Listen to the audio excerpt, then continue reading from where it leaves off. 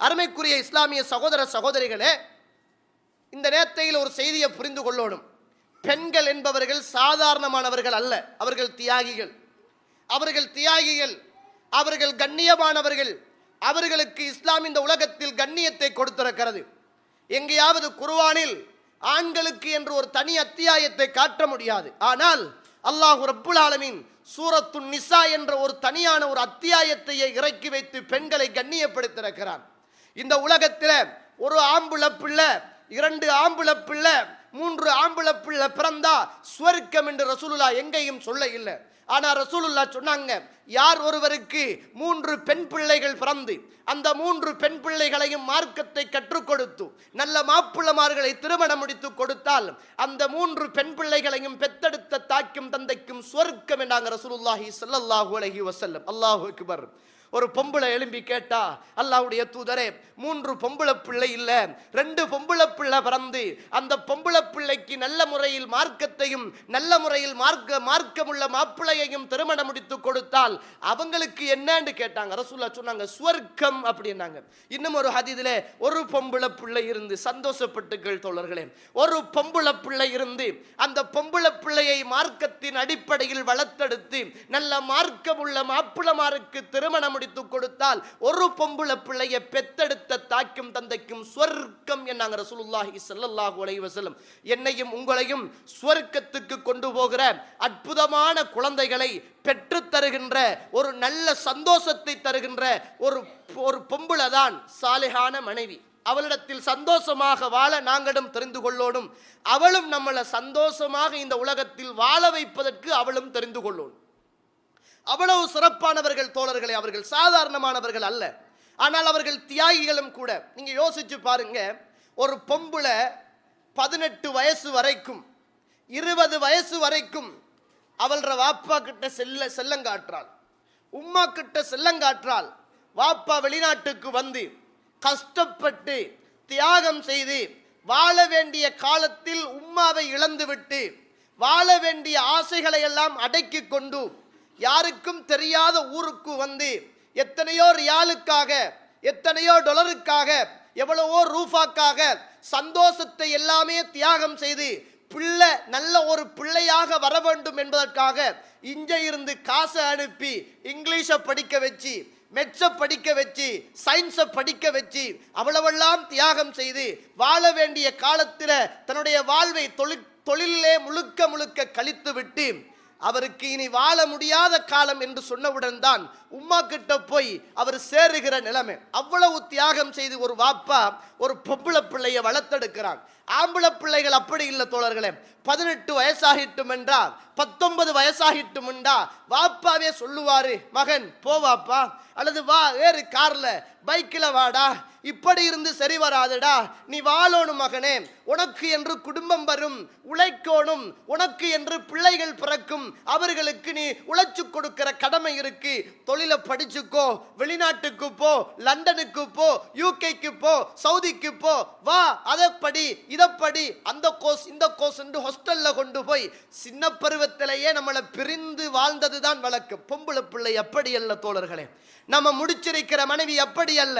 உம்மாக்கு கிட்ட வாப்பாக்கு கிட்ட கையோடு கையாக இந்த உலகத்தில் வளர்ந்தவள் தான் பெண். அவள்ற நானா கிட்ட செல்லங்காட்டி, அவள்ற தம்பி கிட்ட செல்லமாக சண்டை பிடிச்சு, சாட்சி கிட்ட செல்லங்காட்டி, சாச்சா கிட்ட செல்லங்காட்டி, வீட்டுல உள்ள மரங்களில் ஏறி திரிந்து வீட்டுக்குள்ளேயே அவள்தான் அந்த வீட்டுக்குள் ஒரு மகாராணி மாதிரி வாழ்ந்தவளைத்தான் 19 வயசுல 20 வயசுல நம்மளுக்கு கல்யாணம் முடித்து தரக்குள்ள ஒரு வாப்பாவுடைய கண்களில் இருந்து கண்ணீர் வடியும். அந்த நேரத்தில் 2 கண்ணீர் துளி. அதுக்கு அர்த்தம், ஒன்று, மகளே, இவ்வளவு காலமும் பாசமாக 20 வருஷம் 30 வருஷம் உன்னை வளர்த்தேன், என்ன செய்ய, உன்னை கட்டி கொடுக்க வேண்டிய ஒரு நிலைமை, நல்ல ஒரு மாப்பிள்ளை கிடைச்சிருக்கிறாரு. ஒரு கண்ணீர் துளியின் அர்த்தம் நீ போகிறாயே என்ற கவலை. மறு கண்ணீர் துளியின் அர்த்தம் நல்லதொரு மாப்பிள்ளை உனக்கு கிடைத்திருக்கிறார் என்பதுதான் அர்த்தம். அதுதான் தோழர்களே அர்த்தம். ஆனந்த கண்ணீரும் இருக்கும் அங்கே, வேதனை கண்ணீரும் அங்கே இருக்கும். இது ஒவ்வொரு வாப்பாமாரும் அந்த பிள்ளைகளை நமக்கு திருமணம் முடித்து தரக்குள்ள எல்லா வாப்பாமாரும் விடுகிற கண்ணீர் துளியின் அர்த்தம் இதுதான். நம்மளும் இன்ஷா அல்லாஹ் பிள்ளைகளை திருமணம் முடித்து கொடுக்கிற போது அந்த இடத்துக்கு வந்தவுடன் தோழர்களே. அவ்வளவெல்லாம் கஷ்டப்பட்ட அந்த பொம்பளை பிள்ளை அவ்வளவெல்லாம் உம்மாவை இழந்து வாப்பாவை இழந்து அண்ணனை மறந்து தம்பியை மறந்து தான் வாழ்ந்த வீட்டை மறந்து ஓடி திரிந்த வாசலை மறந்து ஏறி திரிந்த மரங்களை மறந்து விட்டு நம்மளை தொட்டால் நாம் அவளை தொட்டோம் என்பதற்காக, அவளுக்கு மகர் கொடுத்தோம் என்பதற்காக உம்மாவையும் வாப்பாவையும் விட்டு விட்டு அவளும் அழ அழ நம்மளோடு வந்து ஒட்டி கொண்டாளே, அவள் தியாகி இல்லையா? அவள் தியாகி இல்லையா? அவளோடு மகிழ்ச்சியாக நாம் வாழாவிட்டால் வேறு யாரோடு வாழப் போகிறோம் தோழர்களே?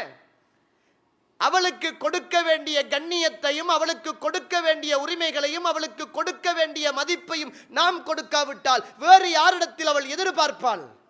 அவள் சின்ன சின்ன சண்டைகள் போடுவாள். அவள் சின்ன பருவத்திலேயே வாப்பாவிடத்தில் சண்டை போட்டு பழக்கப்பட்டவள். அவள் சின்ன சின்ன சண்டை போடுவாள். தம்பியோடும் அண்ணனோடும் அவள் சின்ன பருவத்திலேயே சண்டை போட்டு பழக்கப்பட்டவள். அதனால நம்மளோடு அடிக்கடி சண்டை போட்டு கொண்டிருக்கிறாள்.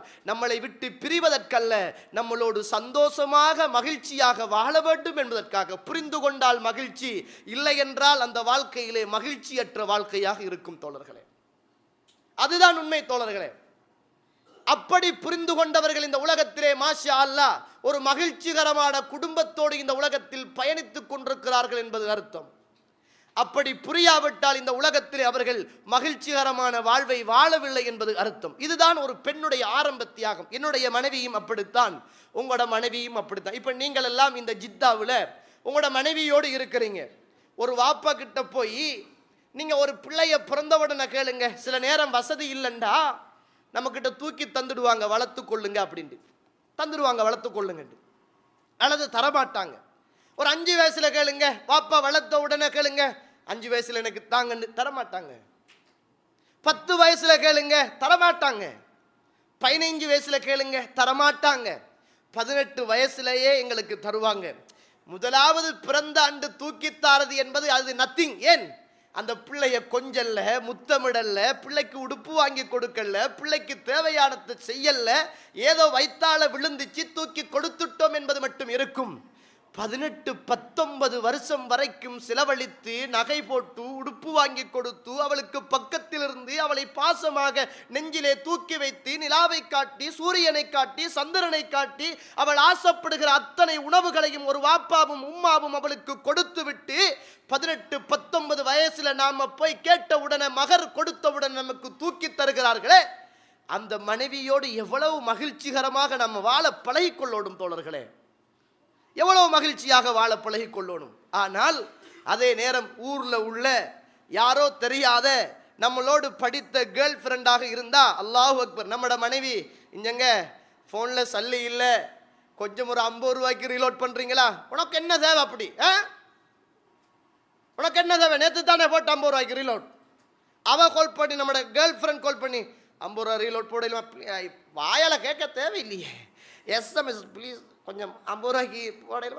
என்ன 50 ரூபா கேட்குறீங்க? சும்மாரிங்க 150 ரூபா போட்டுருவோம்னு போட்டுருவோம். நம்மட மனைவி நமக்காக தியாகம் செய்தவள், அவளுடைய வாப்பாவோடும் அவளுடைய உம்மாவோடும் ஆசையாக பேசுவதற்கு 50 ரூபா கேட்டால் அவளோடு நாம் ஆத்திரப்படுகிறோம். யாரோ ஒரு பெத்த பிள்ளை, யாரோ ஒரு கேர்ள் ஃப்ரெண்டு யாருக்கோ பொண்டாட்டியாக இருக்கிறாள், யாருக்கோ மகளாக இருக்கிறாள், நமக்கும் அவளுக்கும் சம்பந்தம் கிடையாது. அவள் 50 ரூபா கேட்ட உடனே 150 ரூபா தூக்கி கொடுத்து அதுதான் மகிழ்ச்சி என்று நினைக்கிறோமே, அது மகிழ்ச்சி அல்ல, அது நரகம், இது ஸ்வர்க்கம். புரிந்து கொண்டால் மகிழ்ச்சி, புரியவில்லை என்றால் எங்களுடைய வாழ்க்கைகளில் நிம்மதியற்ற குடும்பங்களாக இந்த உலகத்தில் வாழ்ந்து கொண்டிருக்கிறோம் என்பது அர்த்தம். அதே நேரம் ஆண்களும் அப்படித்தான், ஆண்களும் அப்படித்தான். பெண்கள் புரிந்து கொள்ள வேண்டும். ஒரு ஆம்பளை பிள்ளை சின்ன பருவத்தில் வாப்பாவுடைய சொல்லை கேட்டு உம்மாவுடைய சொல்லை கேட்டு படிமகனே படிமகனே படிமகனே உனக்கு உழைக்க வேண்டும், உனக்கு இன்னாறு மனைவியாக வந்தால் அவளுக்கு வீடு கட்ட வேண்டும் என்று நம்மளை சின்ன பருவத்தில் இருந்தே வேர்வை சிந்த வைத்தவர்கள் வாப்பாவும் உம்மாவும் மருமகளுக்காக. அந்த மருமகள் தெரிந்து கொள்ளோடும், ஒரு பிள்ளையை பெற்று கஷ்டப்பட்டு அந்த பிள்ளை உழைக்க ஆரம்பிக்கிற காலத்திலேயே உம்மாக்கு உழைச்சு கொடுக்கல, என்ற மாப்பிள்ளை உம்மாக்கு உழைச்சு கொடுக்கல, வாப்பாக்கு உழைச்சு கொடுக்கல, அவன் தங்கச்சிக்கு உழைச்சு கொடுக்கல, அவன் தாத்தாக்கு உழைச்சு கொடுக்கல, என்ன கட்டினான் என்ற ஒன்றுக்காக எனக்காக சந்தோஷப்படுகிற, நான் விரும்புகிற, நான் சாப்பிடுறதற்கு, நான் அமருவதற்கு, நான் வாழ்வதற்கு எல்லாத்தையும் எனக்கு கொட்டு கொட்டுன்னு கொட்டி உலகத்தில் என்ன சந்தோஷமாக வைக்கணும் என்று நினைக்கிறானே, அந்த மாப்பிள்ளையோட மகிழ்ச்சிகரமாக வாழ்வதற்கு பெண்கள் தெரிஞ்சு கொள்ளணும். அப்படித்தானே நம்மளெல்லாம் உம்மாவும் பாப்பாவும் படிக்க வச்சு வெளிநாட்டுக்கு பாஸ்போர்ட் எடுத்து அனுப்பி அந்த காலத்தில் கொஞ்சம் உழைச்ச உடனேயே 2 வருஷம் கழிச்ச உடனேயே ஊருக்கு போவோம். பெரிய ஒரு ட்ரெனிம் டவுசரை போட்டுக்குவோம். பெரிய பெரிய பேசண்ட பின்னால் வச்சுக்குவோம். எந்த பைக்கில் சவுண்டு வருமோ அந்த பைக்கை வாங்கிக்குவோம். 1 மாதம் 2 மாதத்துக்கு ஊரில் கலகலை என்ற கலக்குவோம். அப்போ மாப்பிள்ளை என்று சுத்துறான் என்று ஊரில் தெரியும்.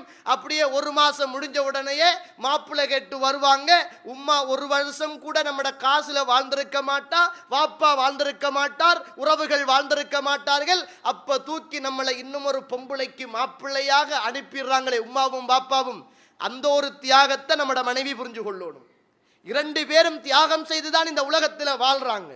அந்த 2 தியாகங்களும் இந்த உலகத்தில் புரியப்பட்டால் அந்த வாழ்க்கையில் நிச்சயமாக சந்தோஷம் இருக்கும் என்பதை மறந்துவிடக் கூடாது. அருமைக்குரிய இஸ்லாமிய சகோதர சகோதரிகளே, அல்லாஹ்வுடைய நாடியார்களே, எங்களுடைய வாழ்க்கை மகிழ்ச்சிகரமான ஒரு குடும்ப வாழ்வை நோக்கி பயணிக்க வேண்டும். நிறைய நானும் நீங்களும் இஸ்லாமிய குடும்பம் எப்படி இருந்துச்சு, அல்லாஹ்வுடைய தூதருடைய வாழ்க்கை எப்படி இருந்தது என்பதை படித்து கொண்டால் இதுதான் என்னுடைய உள்ளத்தையும் உங்களுடைய உள்ளத்தையும் வழிப்படுத்தும். நிறைய செய்திகள் சொல்ல வேண்டி இருந்தாலும் நேரத்தின் அருமை கருதி அல்லாஹ் ரப்புல் ஆலமீன் இன்னும் ஒரு சந்தர்ப்பம் கிடைக்கிற போது இந்த உலகத்திலே நானும் நீங்களை எவ்வாறு வாழ வேண்டும் என்று சொல்லுகிற சில விடயங்களை பார்க்கலாம். அல்லாஹ் ரப்புல் ஆலமீன் எனக்கும் உங்களுக்கும் இந்த உலகத்தில் மகிழ்ச்சியான குடும்பங்களாக வாழ்வதற்கு அல்லாஹு தஆலா துணை செய்வானாக.